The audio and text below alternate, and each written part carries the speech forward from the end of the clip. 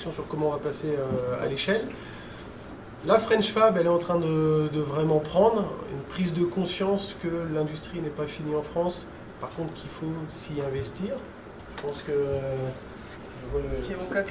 le coq et c'est vraiment aussi extrêmement stimulant et motivant de voir que on a les pouvoirs publics qui comprennent ces éléments-là, qui supportent ça.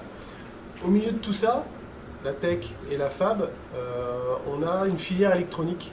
qui a cette chance d'avoir un alignement de planètes où on est aussi bien dans la tech, on rend les choses possibles, on met des fonctions intelligentes dans à peu près tous les secteurs. Et également, on est dans une filière industrielle qui est en train de se digitaliser, qui a des enjeux énormes pour accompagner notamment la vague des objets connectés, mais pas que,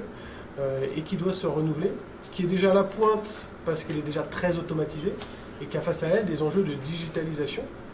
qui s'organisent en filière.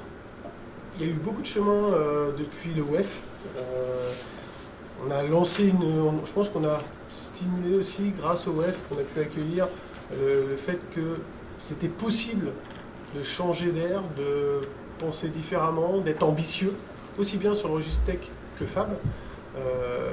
Et depuis ce WEF, il y a pas mal de projets qui qui ont été travaillés, on va dire. Et la convergence de tout ça, c'est le regroupement que, j'ai presque envie de dire, on fête aujourd'hui, puisqu'on a déjà pas mal travaillé pour arriver jusque-là, même si ce n'est qu'un début. La Cité de l'objet connecté, qui est sur ce registre tech, et puis WeNetwork, avec la partie Technocampus. Et donc, tout l'objectif, c'est d'avoir une taille critique nationale, Pays de Loire-Angers, je ne sais pas s'il faut le dire dans ce sens-là ou dans l'autre sens, pour vraiment être un accélérateur. Accélérateur de la tech, de l'idée jusqu'au projet, accélérateur de la fab, que tous les outils permettant d'être industriellement en support de ces besoins de tech soient les meilleurs outils en France, à l'étranger. Et c'est tout le travail qu'on est en train de faire avec un centre de ressources qui a des compétences, des expertises, des capacités de formation, mais aussi des outils techniques, aussi bien pour des labs que pour faire des prototypes, pour rendre ça réel. Donc on en est là, on a des objectifs importants, on a été supporté pour ça par du public, la région, la métropole d'Angers, mais on sait et on a aussi des objectifs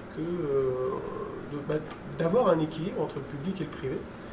Et donc on a travaillé, notamment on fait une grosse séance de travail aujourd'hui pour concrétiser l'offre de services, comment on va accélérer ces projets, comment on va amener des entreprises qui ont besoin d'électronique, qui ont besoin de tech, ou des industriels qui ont besoin de se transformer, comment on va les amener à travailler avec nous, comment on va leur apporter de la valeur pour être aussi bien au rendez-vous des challenges de la tech que des challenges de la femme. Moi je suis évidemment très heureux, et même un peu plus que ça, de vivre ce moment. Parce que j'ai le souvenir d'un temps pas si lointain, il y a 4-5 ans, celui n'existait pas. Le fait d'avoir des 4 principaux assemblés en matière d'électronique côte à côte en train de parler du développement de la filière, de l'avenir en France de l'électronique et du fait qu'après un temps de déprise, il y a un moment où il fallait organiser le rebond et regarder comment aider les entreprises à se digitaliser à nouveau, à y croire, ou regarder comment, à travers des mécanismes nouveaux, d'usine 4.0, de choses de ce type, on peut retrouver de la compétitivité, y compris sur des grandes séries, et pas seulement sur de la customisation ou sur de l'ajustement, c'est une bonne nouvelle pour tout le monde, et en particulier pour le territoire sur lequel on se trouve, à la fois le Grand Ouest et bien sûr l'écosystème angevin.